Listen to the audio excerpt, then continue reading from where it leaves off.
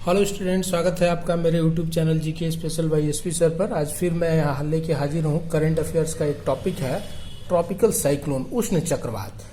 तो ये करंट में भी इम्पॉर्टेंट है और फिर इसका जियोग्राफिकल जो एस्पेक्ट है वो सब हम लोग डिस्कस करेंगे इस वीडियो में। तो जैसे जो अभी करंट में जो साइक्लोन आया हुआ है महाराष्ट्र के तट पे, उसका नाम है निसर्ग, जो बांग्लादेश के द्वारा ये नाम दिया गया है। ये कोस्टल महाराष्ट्र को हिट किया है। फिर अम्फन जो है, जो कुछ दिन पहले जो है वेस्ट बंगाल उड़ीसा होते हुए बांग्लादेश चला गया था, तो अम्फन जो है वो थाईलैंड के द्वारा नाम दिया गया था। और आने वाले समय में कोई भी अगर साइक्लोन आता है वेस्ट कोस्ट या ईस्ट कोस्ट पे या किसी दूसरे कंट्रीज में, इंडियन ओशन के किसी दूसरे कंट्री में, तो उसका नाम होगा गति, जो भारतीय इंडिया के द्वारा नाम प्रोवाइड किया गया है। तो आने वाले चक्रवात का नाम होगा गति। तो ये सब चक्रवातों का नामकरण कैसे होता है, ये सब भी हम लोग इस वीडियो में चर्चा करेंगे। इसके अलावा साइक्लोन किसको बोलते हैं, ट्रॉपिकल साइक्लोन क्या होता है, हरिकेन किसको बोलते हैं, टाइफून किसको बोलते हैं, विली विली किसको बोलते हैं, फिर साइक्लोन का जो क्लासिफिकेशन होता है, नेमिंग ऑफ साइक्लोन होता है, या फिर तट से टकराने के बाद क्यों साइक्लोन कमजोर पड़ जाता है, क्या कारण होते हैं, इसमें क्या जो है मौसम संबंधी घटनाएं होती है और फिर उसका इम्पैक्ट क्या होता है, इस सब को हम लोग डिस्कस करेंगे current as well as geographical aspect के दृष्टि से। तो न्यूज़ ये है कि cyclone Nisarga the first tropical cyclone since 1891 that may hit Maharashtra coast during June. With increasing corona virus Maharashtra has to face another challenges of cyclone Nisarga. तो अब ये जो है ये बहुत मतलब कि समझने वाली बात है कि जो है ये जो है 100-125 वर्षों में पहली बार जो है निसर्ग नामक ट्रॉपिकल साइक्लोन जो है महाराष्ट्र को हिट कर रहा है। और ये जो कोरोना वायरस के जो सबसे बड़ा एपी सेंटर मुंबई बना हुआ है, और फिर उस दौरान एक अनदर जो है क्लाइमेटिक जो एक तरह से आपदा मान लीजिए, तो उसको फेस करना बहुत बड़ा चैलेंज है। अब जैसे मान लीजिए कि ये तूफान आता है, उस तूफान में जो है पावर सप्लाई डैमेज हो जाता है, और फिर हॉस्पिटल में जहाँ मरीज हैं या फिर वेंटिलेशन जहाँ पे ऑक्सीजन पे मरीज हैं, उनके लिए काफ़ी दिक्कत का सामना हो सकता है। तो ये बहुत ही एक चुनौतीपूर्ण कार्य है महाराष्ट्र के लिए। तो इसमें अब आप देख रहे हैं कि ये जो है साइक्लोन आ रहा है वेस्ट कोस्ट पे, और वेस्ट कोस्ट में अरबियन सी है, और इसका डायरेक्शन जो है ये नॉर्थ ईस्ट डायरेक्शन में जो है ये गोवा और मुंबई महाराष्ट्र को हिट करते हुए मध्य प्रदेश तक ये प्रभावित करेगा, और गुजरात के भी कुछ हिस्सा को प्रभावित करेगा। और ये 14 डिग्री नॉर्थ लैटिट्यूड से 21 डिग्री नॉर्थ लैटिट्यूड के बीच इसका इम्पैक्ट होगा। इसके पहले जो अम्फन जो है वे ऑफ बंगाल में आया था, और ये ईस्ट कोस्ट का साइक्लोन था, और ज़्यादातर ईस्ट कोस्ट में साइक्लोन आते हैं। तो हम लोग ये भी चर्चा करेंगे कि वेस्ट कोस्ट में जैसे आप देख रहे हैं कि ये 100 वर्ष में पहली बार ये साइक्लोन आ रहा है, तो वेस्ट कोस्ट में क्यों साइक्लोन कम आते हैं, ईस्ट कोस्ट में ज़्यादा साइक्लोन क्यों आते हैं, तो इसकी भी चर्चा हम लोग इस वीडियो में करेंगे। तो ये दोनों एस्पेक्ट को मिला करके हम लोग इसमें चर्चा करेंगे। जैसे कि हमने आपको बताया कि इसमें जितने भी साइक्लोन के पहलू हैं, cyclone, tropical cyclone, hurricane, typhoon, ये सब पर डिस्कस करेंगे। तो साइक्लोन क्या होता है, तो साइक्लोन एक लो प्रेशर बेल्ट होता है जहाँ पे हवाएं चारों तरफ से रोटेट करती हैं, और इसके सेंटर में लो एटमॉस्फेरिक प्रेशर होता है, और इसको बोलते हैं आई ऑफ साइक्लोन। और मतलब केंद्र में जो है लो प्रेशर होता है और बाहर में हाई प्रेशर होता है, और इसमें हवाएं जो हैं परिधि से केंद्र की ओर चलती हैं, और फिर हवा गर्म होकर ऊपर उठ जाती हैं, और उसकी वजह से वहाँ पे कैरेक्टराइज किया जाता है इनवर्ड स्पिनिंग विंड जो है रोटेट करता है अबाउट लो प्रेशर जोन में। तो इसी को हम बोलते हैं साइक्लोन। तो अब साइक्लोन जो है वो उसका रोटेशन जो है, साइक्लोन रोटेट करता है क्लॉकवाइज और एंटी क्लॉकवाइज। तो क्लॉकवाइज वो रोटेट करता है सॉदर्न हेमिस्फीयर में। देखिएगा घड़ी के सुई के विपरीत के घड़ी के सुई के दिशा में जो है सॉदर्न हेमिस्फीयर में रोटेट करता है, और एंटी क्लॉकवाइज करता है नॉर्दर्न हेमिस्फीयर में। तो ये भी प्रश्न पूछता है कि साइक्लोन किस तरह से रोटेट करता है। फिर से दो तरह के साइक्लोन होते हैं, एक ट्रॉपिकल साइक्लोन होता है और एक एक्स्ट्रा ट्रॉपिकल साइक्लोन होता है।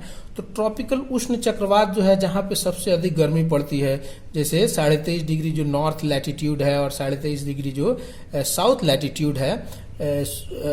लैटिट्यूड है, जिसको ट्रॉपिक ऑफ कैप्रिकॉर्न और फिर ट्रॉपिक ऑफ कैंसर, इन्हीं के बीच में जो है ज़्यादातर साइक्लोन जो है ट्रॉपिकल साइक्लोन आते हैं। और इसका कारण है कि इस एरिया में देखिएगा कि सूर्य की किरणें जो है वर्टिकल आती हैं और फिर डायरेक्ट होती हैं। इसके चलते यहाँ पे तापमान जो है 27 डिग्री सेंटीग्रेड से भी अधिक होता है। समुद्र के सतह का तापमान जो है बढ़ जाता है और वो तापमान जो है हवा को गर्म कर देता है, मॉइस्चर को उठा देता है। फिर वो जो है बादल बना करके तेज बारिश करने की घटनाएं जो है इसी एरिया में होती है, तो उसको बोलते हैं ट्रॉपिकल साइक्लोन। और इस ट्रॉपिकल रीजन से बाहर जो साइक्लोन होता है उसको बोलते हैं एक्स्ट्रा ट्रॉपिकल साइक्लोन। मतलब इस क्षेत्र से बाहर जो भी साइक्लोन होगा वो एक्स्ट्रा ट्रॉपिकल साइक्लोन होता है, जो जाड़े के दिनों में आता है हम। और इस तरह से साइक्लोन देखिएगा, इंडियन ओशन में जो साइक्लोन आता है उसको मेनली साइक्लोन बोलते हैं। हिंद महासागर के क्षेत्र में जो साइक्लोन आता है। फिर उसके बाद नॉर्थ अटलांटिक ओशियन जो है, इसमें जो है ये नॉर्थ अटलांटिक ओशियन है तो वहाँ पे उसको हरिकेन बोलते हैं, या कैरेबियन सी में बोलते हैं हरिकेन। फिर पैसिफिक जो ओशियन है, प्रशांत महासागर का जो क्षेत्र है, यहाँ पे इसको बोलते हैं टाइफून। फिर उसके बाद ऑस्ट्रेलिया का जो इलाका है यहाँ पे इसको बोलते हैं विली विली, और अरबियन सी में इसको बोलते हैं तूफान। तो इस तरह से ये सब जो है साइक्लोन के अलग अलग महासागरों में अलग अलग नाम है, तो ये भी आपको जानना चाहिए, उससे भी प्रश्न पूछता है। फिर उसके बाद से क्या कारण होता है, तो हमने बताया कि जैसे सतह का तापमान बहुत ज़्यादा बढ़ जाता है और सतह के तापमान बढ़ने की वजह से साइक्लोन जो है ओरिजिनेट होते हैं। कॉजेज ऑफ साइक्लोन में आप देख रहे हैं कि इसका जो है गर्मी वार्म हो जाता है, मॉइस्ट एयर जो है समुद्र के साथ सतह पे ऊपर उठने लगता है और एक तरह से ग्रुप ऑफ स्टॉर्म जो है तूफान का एक समूह बन जाता है। और जब समुद्र की सतह का पानी जो है 27 डिग्री सेल्सियस से भी क्या होता है, हॉटर हो जाता है। और फिर कोरियोलिस इफेक्ट की वजह से, जैसे कि अभी हमने आपको बताया कि कोरियोलिस बल के ही इफेक्ट से जो है ये साउथ और नॉर्थ क्लॉकवाइज जो बताए थे, तो Coriolis effect made earth causes wind rotate warm air rise quickly, तेजी से जो है ऊपर बढ़ने लगता है। फिर इफेक्ट होता है साइक्लोन का, क्या इफेक्ट होगा, तो इसमें जो है हेवी रेन होता है, स्थल पे जो है भारी वर्षा होती है। फिर स्ट्रांग विंड, तेजी से हवाएं चलती हैं, तूफान का रूप ले लेती हैं और बड़े पैमाने पर तूफान आती है। और फिर जो है लैंडफॉल मतलब स्थल से टकराती हैं और नुकसान पहुंचाती हैं। रेकरिंग साइक्लोन से count large number of death, बड़ी संख्या में लोगों का इसमें जैसे 72 लोग जो है अभी अम्फन की वजह से डेथ कर गए। फिर लॉस ऑफ लाइवलीहुड अपॉर्चुनिटी, लोग अपने जीवन यापन खो देते हैं इसमें। फिर loss of public and private property, बड़े पैमाने पे जो है सरकारी और निजी संपत्तियों का नुकसान होता है। और सीवियर डैमेज होता है इंफ्रास्ट्रक्चर, रोड, इलेक्ट्रिसिटी, देखिएगा सब कुछ सड़क गिरने, पेड़ गिरने से बाधित हो जाते हैं। तो इस तरह से जो है ये जो है उसका इफेक्ट होता है साइक्लोन का, जो बहुत सीवियर होता है। और इसलिए देखिएगा लोगों को साइक्लोन प्रभावित इलाके से बाहर निकालने का प्रयास किया जाता है। अब यहाँ प्रश्न पूछा जाता है कि why are there are less cyclone on the west coast of the east coast of India. मतलब जैसे कि हमने अभी आपको बताया था कि वेस्ट कोस्ट में साइक्लोन कम आते हैं, ईस्ट कोस्ट में साइक्लोन ज्यादा आते हैं। तो उसके कारण क्या है, तो बताता है कि रिलेटिवली जो है कोल्डर वाटर होता है अरेबियन सी का, और वो फेवरेबल नहीं होता है ट्रॉपिकल साइक्लोन के लिए।